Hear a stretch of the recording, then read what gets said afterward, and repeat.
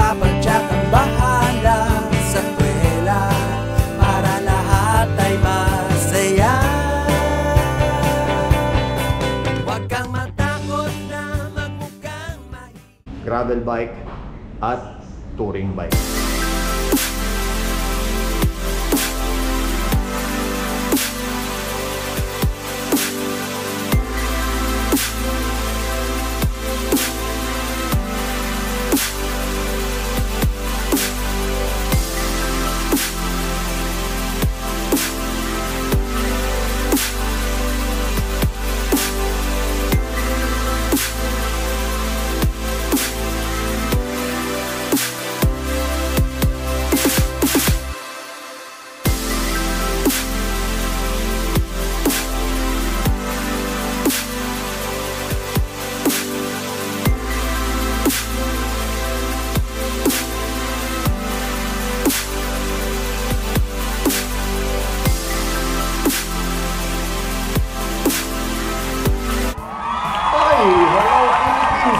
Hello world!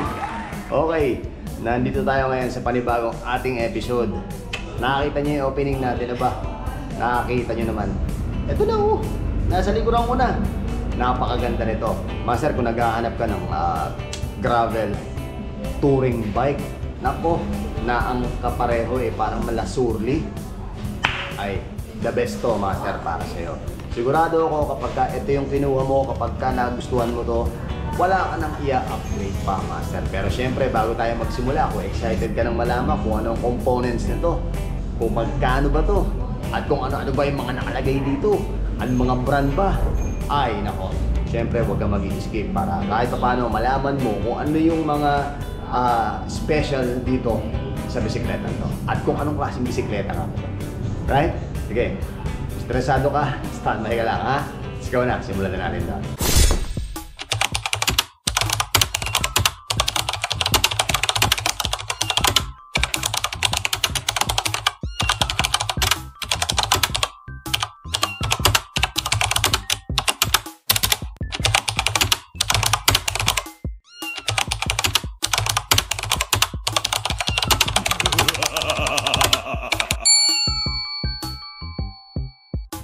Ayun, bago ang lahat, pero syempre, shoutout muna sa lahat ng mga nakapanood ng ating Patay Tayo Dyan episode. Okay, maraming salamat sa inyo mga master, ha? Pero syempre, special shoutout ko lang muna tong si ate. Ayan, si ate. Okay, bakit ako pa ulit-ulit, ate? Kasi maraming makukulit na biker. Okay? Para akong lasing, pasensya ka na, ate. Hindi ako umiinom. Ikaw na lang. Kung gusto mong basagin yung atay mo, wasakin ang atay mo, okay lang. Bahala ka sa buhay mo. Buhay mo yan. Okay? Tagay, hindi ako tumatagay. Alright? Wala akong inom, wala akong sigarilyo, wala akong bisyong kahit na ano. Kung gusto nyo masakin ng sarili nyo, bahala kayo. Yung inaway-damay. Okay? Maraming salamat sa mga naka-appreciate ng episode natin na yun, mga master. Maraming salamat sa lahat ng mga nagkomento doon. Positibo, negatibo. Appreciated that, mga master. Right? Maraming salamat. Paano? Simulan na natin to. Let's go. Oy! Eto na siya, mga master. Ang ganda. Kita nyo naman, master. Oh, kita nyo naman. Ang size nito, mga master, ito ay si Jamis. Alright? Ang model nito ni Jamis ay Renegade. Alright, mga master? Renegade Jamis. Si Jamis, alam ko, meron pa siyang ibang mga model Pero so far, ito yung nakita ko. Meron ako nakitang black nito, mga master. Kaya kung gusto nyo ng kulay black, abay, the best to. Actually, yung sukat nga nito, pasok na pasok sa akin. Sinukat ko kanina, mamaya papakita ko sa inyo kung gaano ka sukat sa akin. Tong size 51 to, mga master, ha? Size 51. Ang ano ko, 5'8 ako. Itong size 51 na to, saktong-sakto sa akin. At syempre, may dala tayong mahiwaga. Okay? Bakit ko nga ba nasabi na medyo kaparehas siya ng mga parang surly, salsa, right? Kasi mga master, yung frame nito is chromoly. Hindi siya alloy, chromoly. Pero yung fork niya, pagdating sa fork niya, kita nyo naman. Oh, modelo. Napapansin ko dito sa fork na to, para siyang fork ng Twitter. Yung modelong Twitter. 'Di ba? Ang ganda oh. Oh. Etong setup na to, itong ganitong setup mga master, pwede mo siyang gamitin pang gravel bike, pwede mo siyang gamitin pang touring bike. Bakit ko nasabing pang touring bike pwede mo siyang gamitin? Kasi unang-una, syempre, chrome all yan, matibay yan. Pangalawa, kung mapapansin nyo itong mga nakalagay na tornilyo ito, lagayan to ng mga battle gauge, pwede mo lagayan ng battle gauge, pwede ka rin maglagay ng front rack. Diba? O, front rack. Okay. Sisimulan na natin. Okay, simulan muna natin sa wheelset niya. Sa wheelset niya, mga master, WTB Riddler ang nakalagay. Ang ano nito is 700 by 37C. Tapos, yung mismong rim niya, ang lapad. Ang lapad. So, pwede ka pa talaga magmalapad dito at least mga 45. Ang ganda nito, mga master. Kapag ginawa mong 45C yan, promise. Tapos, naka-generic lang siya na hub. Okay, pero kaya niyang mag-carry hanggang mga 10 speed yung hub na yan. Siguro hanggang 11 speed kaya yan. Okay, sa harap, ganun din. Sa harap, mga master. Oh, Riddler 37 by 700C. Ang ganda nito, mga master. Ang lapad, oh. WTB rin siya. So, itong wheelset na to, WTB ang kabuuan. Front niya, ganun din. Okay. Isa pa dito, mga master, ito, disc brake na siya. Okay, disc brake. Okay, pupunta naman tayo ngayon sa cockpit natin. Yung cockpit natin, mga master, naka-Ritchie na yan. Okay, yung Ritchie, syempre, magnet to, mga master, aluminum yan.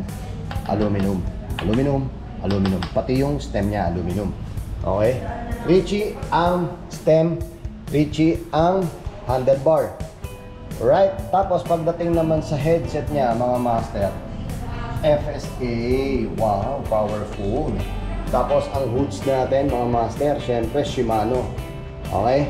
Mamaya tayo sa brake system, makikita nyo mamaya. Tapos, eto, saddle natin, SRX na saddle. Ito yung parang mga stock na modelo. Modelong stock na ginagamit ngayon na may mga aftermarket din na itsura niya. Tapos pagdating sa seat post natin, mga master, Ritchie ang taas, oh. Ang ganda nito. Gusto ko po. Diba? Ang ganda, oh. Tapos, pagdating naman sa ating crank. Okay, pagdating sa ating group set. Okay, group set na tayo. Puntahan na natin kagad yung group set. Ang RD natin, mga master, is GRX. Net, diba? GRX na ang nakakabit is, mga kable niya is Jaguar. Wow! Alright? Tapos, pagdating naman sa crank natin, master, eto, hindi ka man naka-GRX na crank, pero yung ratio nitong FSA na to na AGX is ratio ng GRX. Okay? Ang ratio nito is 46 by 30. Wow! Ang ganda, di ba? So, hindi ko na kailangan talagang palitan yan. Hindi ka na magpapalit pa ng kung ano mga brand na para makakuha ka ng 46 by 30. Ito na mismo yun. Tapos, ang FD natin, master, ano to, side swing to, mga master, na GRX. Yan. Alright. Tapos, kagandahan dito, mga master, naka-Halotech na siya. Okay? Halotech na yan. Siyempre, Halotech na yan. Tapos, siyempre, may kasama yan, ha? May kasama yung pedals. Okay? Tapos, kable niya, pagdating sa braking system natin is Hooray! GRX. Siyempre, katulad din ng caliper. GRX ang caliper natin, mga master. Tapos, naka-disc brake siya, harap at likod. Kita nyo? Ang hindi lang dito is hindi siya naka-ICR. Okay, nasa labas yung mismong lagayan ng linya ng kable niya. Okay, pero pagdating naman sa itsura nito, aba, the best to, mga master.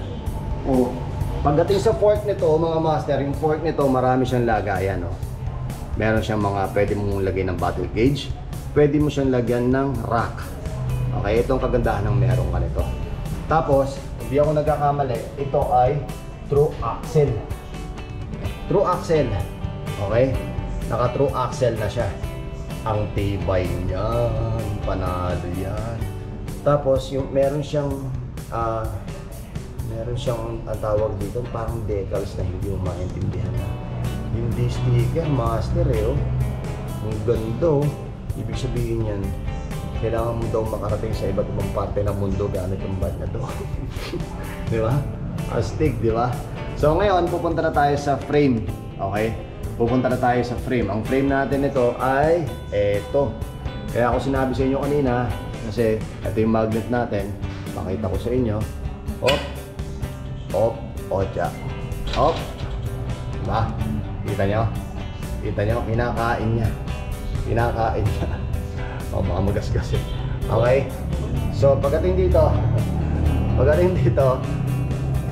SSD. Ibig sabihin nun, Size Specific Design. SSD. Okay? S3. Ibig sabihin na S3. Yan. Model niya yan, mga master.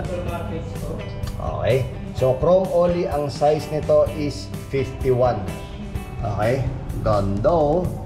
Tapos, decals niya. Tingnan natin kung nakakapit yung decals niya. Parang, hindi. Ano to? Parang nakabaon na decals na sticker, pero hindi siya painted eh. Oo nga, kasi nakakapa ko siya. Pagdating dito, ito yung Renegade yan mismo. Tapos dito, may lagayan din siya ng dalawang ano.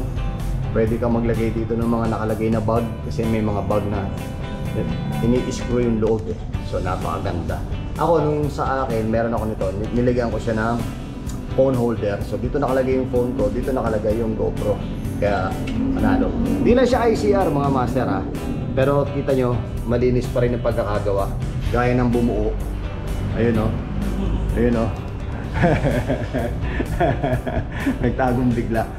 Alam niyo mga master, ang nagustuhan ko dito, etong fork nito. Kasi karaniwan yung mga ganitong itsura ng tubo ng mga touring bike tsaka gravel bike, ganito rin ang itsura ng fork niya, bilog din. Pero ito, nakamodelo na siya. Okay? Nakamodelo na siya na fork. Pagdating naman dito sa cockpit, pwede kang magtaas ng cockpit pa nito. Pwede kang magmalapad pa na cockpit. Pwede kang mag-road bike na cockpit. Depende kung anong gusto mo. Pero para sa akin, since nakaset na yan, may kasama na rin siyang bar tape. Oh. Yan yung bar tape. Yung bar tape nito, mga ba yung bar tape nito? Gold ang bar tape nito mga master. Oh, kaya napaka-soft. Para siyang foam, napaka-soft. Oh, ang soft niya, promise. Ganda oh. So ayun mga master, oh, last look tayo ha mga master. Magkano nga ba ang presyo nito? Alamin na natin kung magkano ang presyo nito. Interesado ka ba? O tara na. Oh, ayun na oh. Interesado ka bang malaman kung magkano to? Aba, akalain mo master. Alam mo, sa itsura nito, bagong-bago to ha. Ngayon ko lang to nakita din dito. Sabi nila, nung last punta ko daw dito, nandito na to. Pero, since ngayon ko lang nakita to, nagandahan ako, kaya natin pinlag. Kasi marami nagtanong sa akin ng gravel bike. Napakaganda nitong Jamis na to. Okay? So, magkano nga ba to mga master? For only 85,000 pesos. GRX ka na, naka-Richie ka na, tapos WTB, wheelset, FSA, tapos na, diba? Tapos may maganda kang fork, may maganda kang frame geometry, gravel bike, at touring bike. Napakaganda nito. Ngayon, kung interesado ka dito, master, puntahan mo lang yun dito sa Roosevelt Bicycle Center, sa Roosevelt Avenue, Quezon City. Okay? Interesado ka lang ha, pero kung hindi ka interesado, mag-subscribe ka na rin sa ating channel.